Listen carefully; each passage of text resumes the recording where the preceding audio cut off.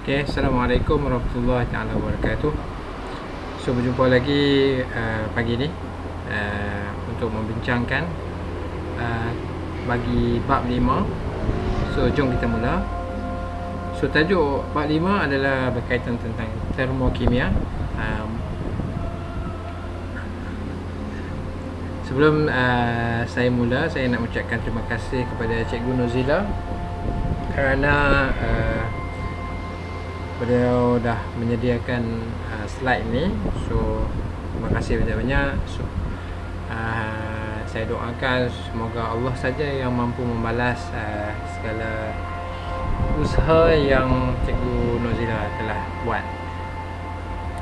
So bagi tajuk termokimia, so tindak balas ada dua, iaitu endotermik dan eksotermik. Jadi tindak balas kimia yang apakah yang dimaksudkan dengan endotermik dan apakah yang dimaksudkan dengan eksotermik.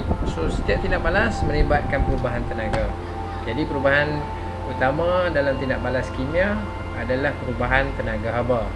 Jadi tenaga haba yang diserap untuk memecahkan ikatan kimia, manakala tenaga yang dibebaskan untuk membentuk ikatan kimia. So tindak balas endotermik dan eksotermik merupakan tindak balas yang melibatkan tenaga haba. Okey, so kita lihat dulu tindak balas endotermik. So tindak balas endotermik ni adalah tindak balas yang menyerap tenaga haba daripada persekitaran. Jadi tenaga haba diserap tujuannya untuk memecahkan ikatan kimia. Jadi semasa tindak balas endotermik, suhu persekitaran campuran tindak balas akan menurun kerana haba diserap daripada persekitaran. Jadi campuran bahan tindak balas dan bekas akan menjadi sejuk. So tindak balas endotermik melibatkan perubahan tenaga kepada tenaga kimia. Tenaga haba kepada tenaga kimia. So tenaga haba yang diserap dari sekeliling ditukarkan kepada tenaga kimia untuk melakukan tindak balas. Contoh tindak balas endotermik ialah tindak balas antara asid etanoik, iaitu cuka, dengan natrium karbonat, iaitu soda penaik, untuk menghasilkan natrium etanoat, air dan karbon dioksida. Contoh yang kedua adalah elektrolisis, air yang menghasilkan gas oksigen dan gas hidrogen. Okey, ini adalah contoh. Gambar rajah ini menunjukkan proses elektrolisis. Baik. So ini gambaran bagaimana tindak balas endotermik. Okey. Seterusnya adalah tindak balas eksotermik. Tindak balas eksotermik adalah tindak balas yang membebaskan tenaga haba ke persekitaran. So tenaga haba yang dibebaskan apabila ikatan kimia itu terbentuk. Semasa proses tindak balas eksotermik, suhu persekitaran campuran tindak balas akan meningkat kerana haba yang dibebaskan ke persekitaran. Campuran bahan tindak balas dan bekas akan menjadi panas. So tindak balas eksotermik melibatkan perubahan kimia kepada tenaga haba. So tenaga kimia hasil daripada tindak balas yang berlaku akan bertukar menjadi tenaga haba yang dibebaskan ke persekitaran. Contoh tindak balas eksotermik adalah tindak balas pembakaran dan tindak balas penetralan. Okey, haba dibebaskan. Okey, so perbandingan di antara tindak balas eksotermik dan endotermik.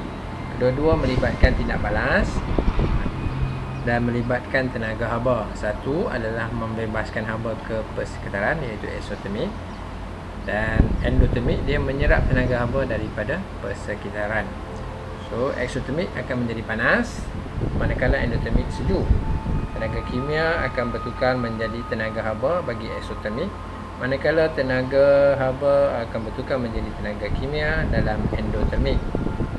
Dan endotermik ini dia memecahkan ikatan antara zarah-zarah, manakala eksotermik membentuk ikatan antara zarah-zarah.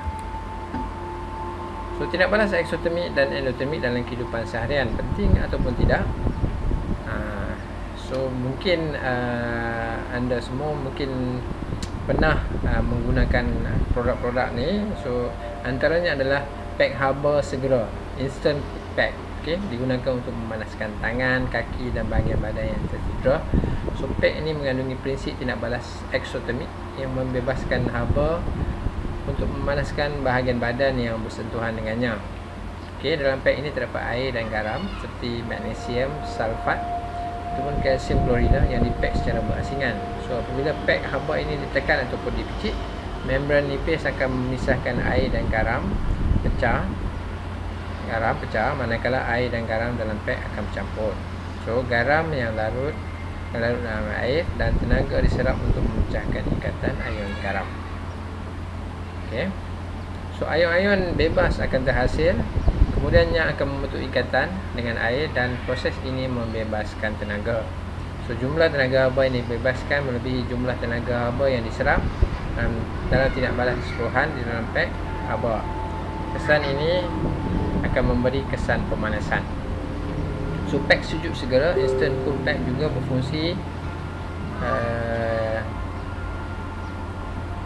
menggunakan prinsip yang sama. Ia berwujud daripada tindak balas antara garam dan air. Berbeza dengan pack panas, pack sejuk biasanya menggunakan garam amonium nitrat ataupun garam urea. So jumlah tenaga yang diserap melebihi jumlah tenaga haba yang dibebaskan dalam tindak balas. So kesannya adalah penyejukan. Okey, so pembakaran contoh yang paling asas dalam eksotermik. Okey, so dia membebaskan haba. So hasil daripada bahan organik seperti kayu terbakar, dia akan tidak balas dengan oksigen untuk membentuk karbon dioksida dan air serta membebaskan haba. Okey, berpeluh. Okey, manusia berpeluh untuk menyejukkan badan. Kesan menyejukkan yang berpunca daripada proses pemujatan dan juga merupakan tindak balas endotermik.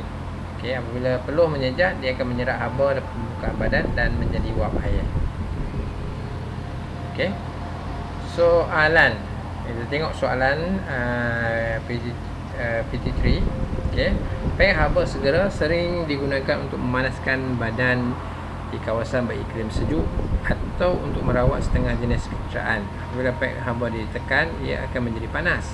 So apakah jenis tindak balas yang berlaku dalam pack haba ditekan?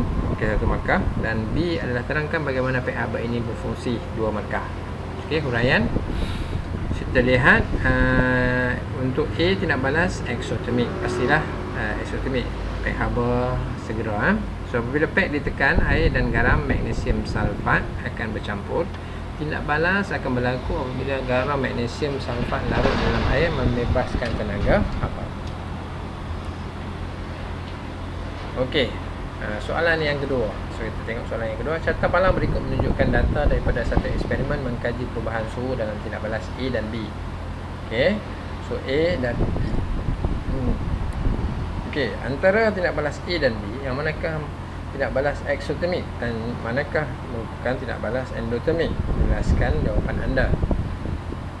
Okey, yang kedua, berikan satu contoh tindak balas eksotermik dan satu contoh tindak balas endotermik dalam kehidupan seharian. Okey, mudah. Okey, ulasan tindak balas A menunjukkan perubahan suhu, penurunan suhu. Ini bermakna tenaga diserap daripada persekitaran. Manakala tindak balas B menunjukkan peningkatan suhu, ini bermakna tenaga haba dibebaskan ke persekitaran. Okey, so kita lihat tadi. Okey, suhu, penurunan suhu untuk tindak balas A, manakala peningkatan suhu untuk tindak balas B. So tindak balas A adalah tindak balas endotermik. Kerana suhu tindak balas diperhatikan semakin menurun, manakala tindak balas B adalah eksotermik. Kerana suhu yang bagi tindak balas diperhatikan semakin meningkat. Contoh eksotermik yang kita cakap tadi, masih ingat? So pembakaran ataupun tindak balas air dengan natrium hidroksida. Okey, peneteralan. Dan contoh tindak balas endotermik adalah tindak balas air dan amonium klorida ataupun penyejatan air peluh manusia. Okey, so saya harap setakat itu faham. So ini adalah panduan soalan kebat. Kelalang vacuum digunakan untuk mengekalkan suhu kandungan pada jangka masa yang panjang. So rajah di bawah menunjukkan rata-rata sebagai kelalang vacuum yang lazim digunakan. So Dia mengandungi penutup lapisan dalam warna perak, isi kandungan, vacuum dan bekas luar. Okey, nyatakan 3 cara bahan dipindahkan, haba dipindahkan. Dan yang kedua adalah air panas mengalami tindak balas eksotermik semasa ia dalam proses penyejukan. Haba dibebaskan ke sekitaran pada dan suhu akan semakin menurun. Tetapi dalam keadaan dalam vacuum, air yang panas akan mengambil masa yang lebih panjang untuk menyejuk. Terangkan ciri-ciri sebuah kelelahan vacuum untuk membolehkan pengekalan suhu kandungannya untuk jangka masa yang panjang. Okey, so ini adalah tajuk haba kita satu. So caranya adalah haba dipindahkan melalui konduksi, perolakan dan sinaran. So penggunaan penutup kedap udara menghalang pengaliran udara dan mengurangkan pemindahan haba melalui perolakan. Ruang vacuum menghalang pemindahan haba melalui konduksi, manakala lapisan dalaman berwarna perak menghalang pemindahan haba melalui sinaran. Okey, so saya harapkan pengurusian kali ini dapat membantu anda untuk memahami bab 5. Dan jika ada sebarang persoalan, anda boleh ajukan di medium-medium yang mudah, iaitu di Google Classroom, WhatsApp, Telegram ataupun apa-apa medium, supaya kita dapat selesaikan sebarang persoalan atau masalah anda. So terima kasih dan Assalamualaikum warahmatullahi wabarakatuh.